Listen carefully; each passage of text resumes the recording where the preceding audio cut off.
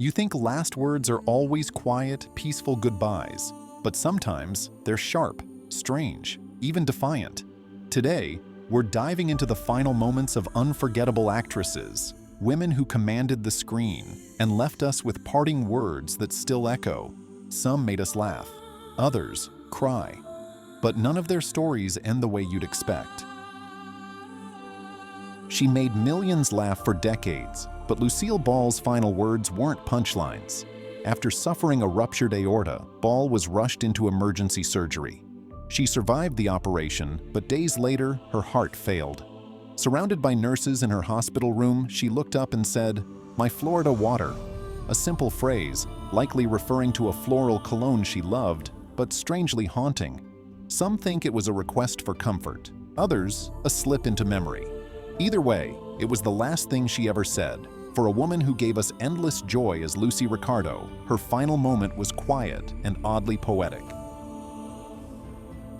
Joan Crawford was always in control of her career, her image, even her family. So it's no surprise that her last words were as bold as she was. On her deathbed, a friend began to pray aloud. Crawford, weak and fading, snapped back, "Damn it, don't you dare ask God to help me." It wasn't anger, it was attitude. The same fire that fueled her rise from silent films to Oscar-winning stardom. She didn't beg for mercy. She met death with defiance. Crawford spent her life fighting to be taken seriously, often clashing with Hollywood and with those closest to her. But in the end, she left exactly how she lived, on her own terms. Bette Davis was a force, sharp-tongued, fearless, and always a little dangerous. Even in death, she delivered a line worthy of the spotlight. Her last words? She did it the hard way. Not a complaint, a declaration. Davis battled through illness, survived strokes, and kept working through pain that would have stopped anyone else. She was never Hollywood's darling. She was its disruptor. From All About Eve to Whatever Happened to Baby Jane, she carved out a legacy of complex, unforgettable women. That last phrase?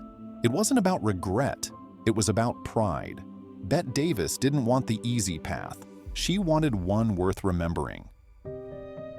In the winter of 1965, Jeanette MacDonald, the beloved soprano of Hollywood's musical heyday, lay in a hospital bed at Houston Methodist. At 61, her heart was failing after years of health struggles, but her spirit remained present until the end. After decades illuminating screens with her voice, her final curtain rose on January 14, 1965. At her side was the man she shared her life with, Gene Raymond. In a moment suspended between love and farewell, she whispered, "I love you." His gentle reply came, "I love you too."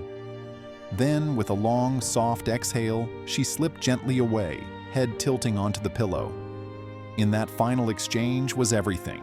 A life shared, ending in love, with nothing left unsaid. Elizabeth Taylor's life was all diamonds and drama. 8 marriages, 2 Oscars, and a screen presence that shimmered with mystery. But near the end, the sparkle dimmed. She spent her final weeks in Cedars-Sinai Medical Center, surrounded by family. Her last words?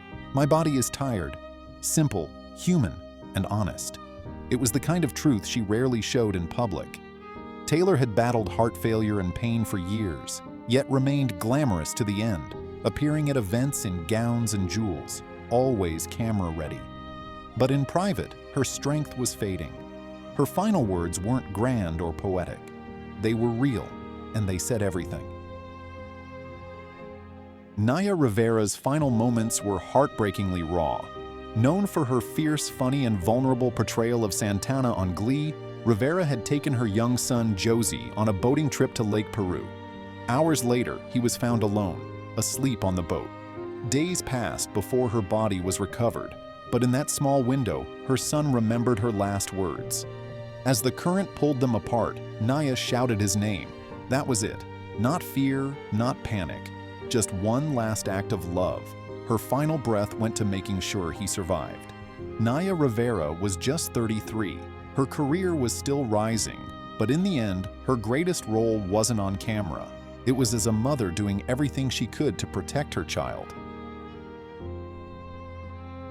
Olivia Newton-John lit up stages with her voice and charmed the world in Greece. But her final moment was something far quieter. After years of living with breast cancer, she passed away surrounded by family at her Southern California ranch. Her daughter Chloe shared that Olivia's last words to her were simple and loving. "My sunshine." Her legacy was built on lightness, the music, the smiles, the way she handled illness with grace. That last phrase, "my sunshine," wasn't just for her daughter. It felt like something she gave to all of us. Cloris Leachman was always the unexpected one, an Oscar winner, a sitcom staple, and a comedic whirlwind well into her 80s. But behind the boldness, there was heart. As her health declined, her family gathered at her bedside. In a rare moment of stillness, she looked up and said, "Remember me." Just 2 words, but they carry the weight of a life lived in front of millions.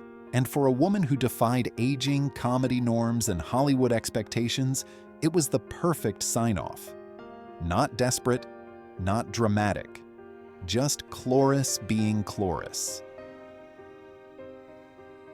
Farrah Fawcett was more than a poster, more than a hairstyle. She was an actress who fought hard, for roles, for respect, and finally, for her life.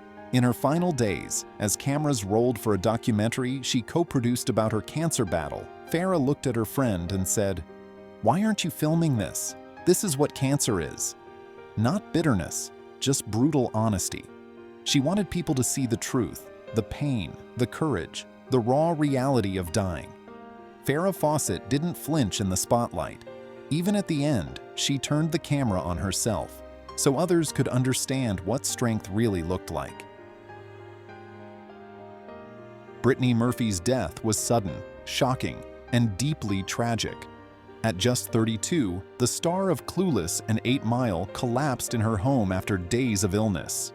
As paramedics arrived, she looked at her mother and cried out, "I'm dying. I'm going to die. Mommy, I love you." Those were her last words. In one breath, fear, acceptance, and love.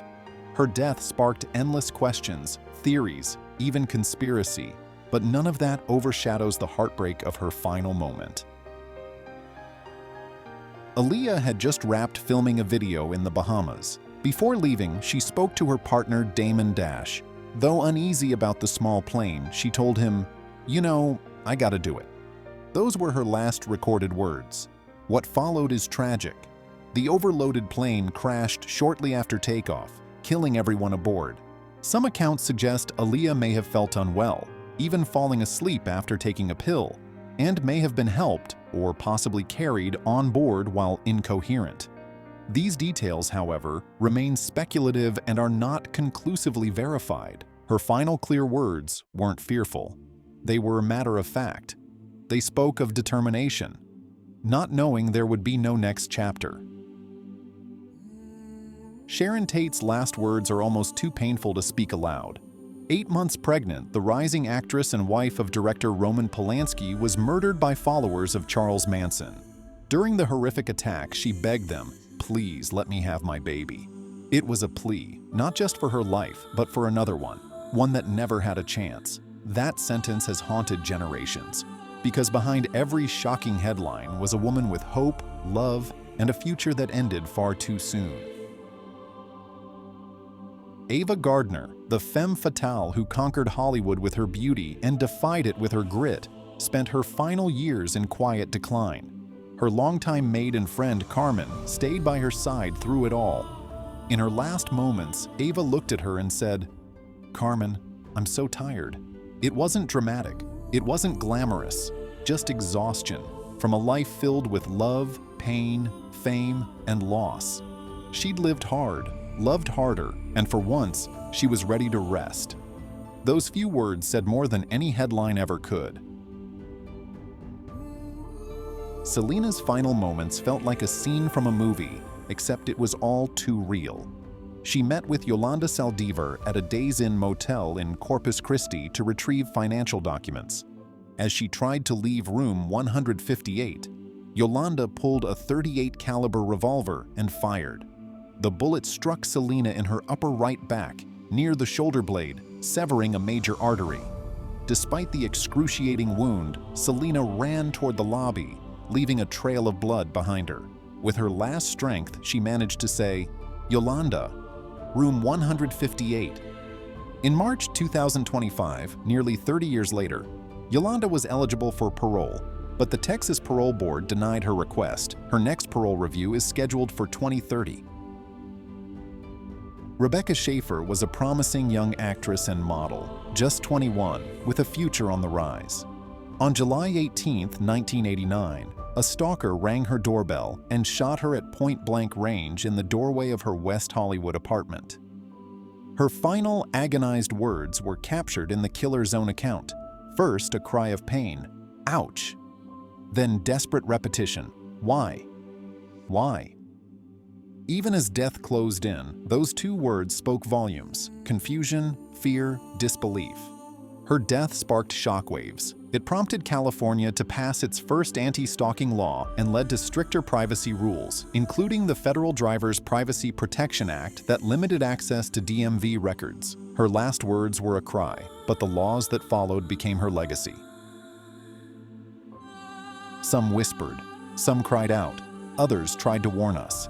These weren't just actresses, they were daughters, icons, voices that shaped entire generations. And in their final breaths, they left behind something deeper than fame: truth, fear, love. Each goodbye was its own kind of spotlight, brief but unforgettable. If these stories moved you, don't let them fade. Subscribe for more, and tell me in the comments, which final words will stay with you the longest?